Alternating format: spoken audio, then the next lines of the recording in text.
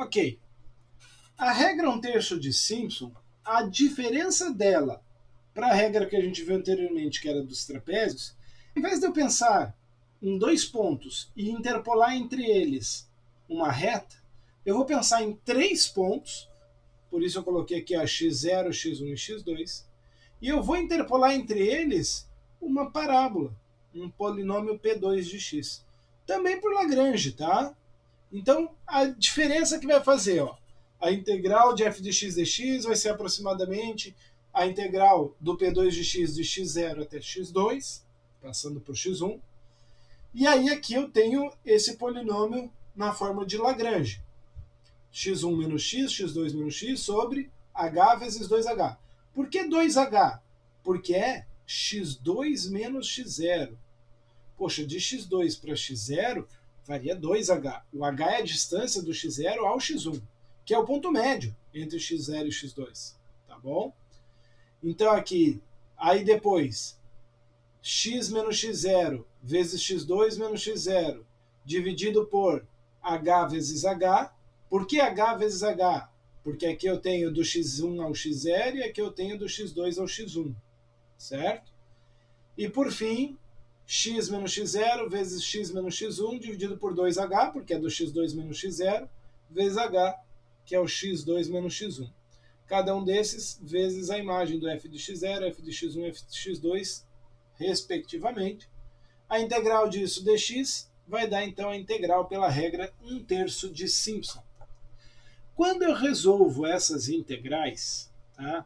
Eu não vou perder aqui, né, não vou gastar o tempo agora resolvendo ela detalhadamente, mas eu chego nessa expressão para a integral de Simpson dada aproximadamente por isso. Aproximadamente, lógico, porque ainda não falei do erro. Tá? Então eu vou ter h sobre 3, beleza? Que multiplica f de x0 mais 4 vezes f de x1 mais f de x2. Beleza? Então essa minha integral... Opa, deixa eu fazer um ajustezinho aqui para pôr com a animação certinho. Só um segundo. Continuando então. Essa integral aqui, ela vai ser trabalhada também com um erro, que é o erro de Simpson, que a gente agora vai discutir ele. Tá? Esse erro aqui, ele vai ter essa expressão. Ó, tá? Eu não fiz aqui a dedução toda dele, deixei também, tem lá no livro da Rogério Lopes. Tá?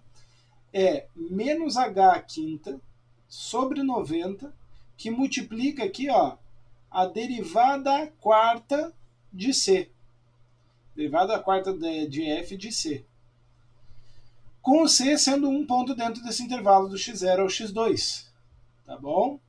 Da mesma forma, né, se a gente voltar ali no slide anterior, esse intervalo é muito grande, tem muita variação aqui, aqui tem menos, mas tem uma variação. Se o intervalo é muito grande, o que você faz? Você divide o intervalo. E aí você faz subdivisões e vai ter a 1/3 de Simpson repetida, assim como a gente fez lá no trapézio. Tá? Então, o que eu vou ter? Eu vou ter um somatório de k indo de 1 até m sobre 2, porque agora eu faço m subdivisões, mas eu uso x0, x1, x2, depois x2, x3, x4, depois x4, x5, x6. Tá entendendo? Eu uso de 3 em 3 os pontos. Por isso que eu vou ter m sobre 2 intervalos. Vai do x2k menos 2 até o x2k. E aqui fique claro, então, que eu estou trabalhando do 0 ao 2, depois do 2 ao 4, é de par a par. Por isso que o ideal, na regra 1/3 de Simpson, é você dividir num número par de intervalos, tá? Para que você fique com esses trios certinhos aí.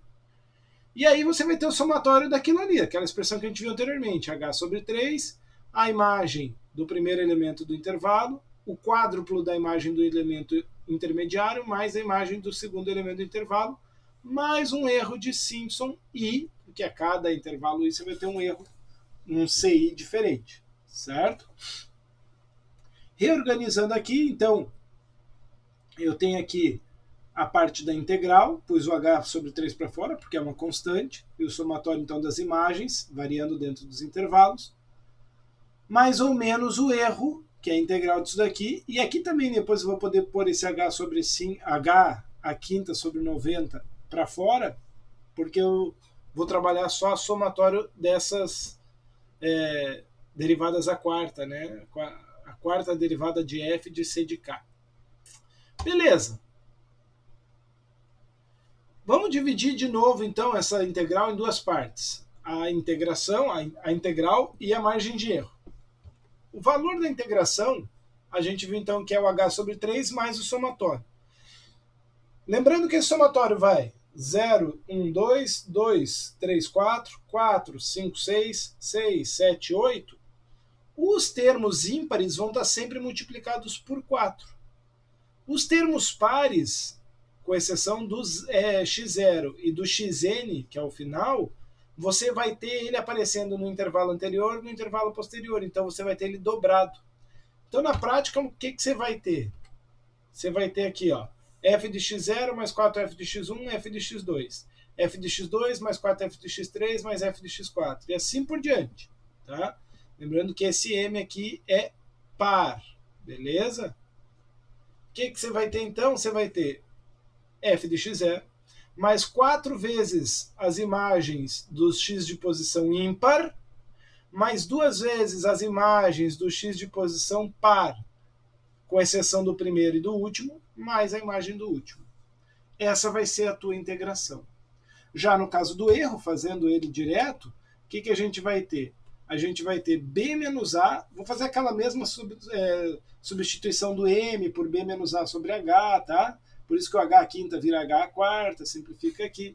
Então vai ficar b menos a, h a quarta, sobre 180, porque aqui eu tenho a questão do m sobre 2, né? Então o 2 vai vir aqui para o denominador, vezes o máximo de novo. Por isso que eu estou falando aqui, ó, isso aqui é um menor ou igual, seria talvez o sinal mais adequado, né? Mas a gente vai trabalhar com igual porque estou pensando no limitante máximo. Esse é o meu erro máximo que eu posso encontrar ali. Vamos entender o funcionamento dele? Vamos fazer um exemplo. Vou fazer o mesmo exemplo que eu fiz para trapézios, tá? Trapézios repetido. Eu fiz lá para 5 e 10 intervalos. Aqui eu vou fazer só para 10 intervalos porque eu preciso ter um n par. Tá bom? Então, é a integral de 1 a 4 de 1 sobre x dx. Beleza? O meu h vai ser 0,3 de novo, não muda nada, tá? Porque estou dividindo em 10 intervalos. Os x não mudam nada também. As imagens do x são as mesmas, não muda nada. O que vai mudar agora é na hora do cálculo da integral. Então, a integral eu vou trazer aqui h sobre 3. É por isso aqui que é chamado de 1/3 de Simpson, tá? É por causa desse sobre 3 aqui, é o h sobre 3, é 1/3 do h. 1/3 do tamanho do intervalo. H sobre 3, que multiplica a imagem do primeiro, 4 vezes as imagens ímpares, 2 vezes as imagens pares, mais a imagem do último. Mais ou menos o erro máximo de Simpson repetida. Traz os valores aqui para dentro e joga na calculadora. Você lembra que tinha dado 1,390 e alguma coisa, né? Essa daqui, com 4 casas, vai dar 13865. O valor exato para essa integral era 1,386294. Está aparecendo um erro aonde aqui, ó? Na quarta casa decimal. Ou seja, já ficou um erro menor do que 10 a menos 3. Quanto que é esse erro máximo? Vamos avaliar. O erro real já vi que é menor que menos 3, mas o erro máximo. Bom, a derivada à quarta, eu não vou fazer aqui o passo a passo, a gente tinha feito já até a derivada segunda, então você deriva de novo, tem a derivada a terceira, deriva de novo, vai ter a derivada à quarta. Vai ser 24 sobre x à quinta. Qual vai ser o maior valor que ela vai obter? Quando o x for o menor possível. No caso, x igual a 1. Então, esse erro vai ser b menos a, que é 3, vezes o h 0,3 à quarta, dividido por 180, vezes 24. Então, minha margem máxima de erro aqui está dando de 32 0,0032 ou 3,2 milésimos, certo? Ah, professor, mas o erro real está abaixo de um milésimo. O erro real sim, mas a margem máxima de erro ainda está aqui, ó, 0,0032.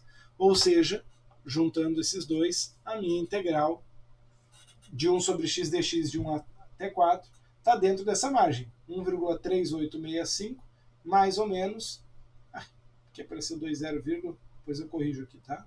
Só um 0,0032. Beleza? Bom, esse é o funcionamento da regra 1/3 de Simpson. Essas são as duas regras que a gente vai trabalhar como fórmulas de Newton-Cotes. Tá? A gente vai agora, no próximo vídeo, trabalhar a quadratura gaussiana, onde os intervalos não precisam ser igualmente espaçados, onde eu posso trabalhar com pontos que não estejam propriamente na mesma distância um do outro. Tem essa flexibilidade, tá bom? Deixo isso para o próximo vídeo, acompanhe aí.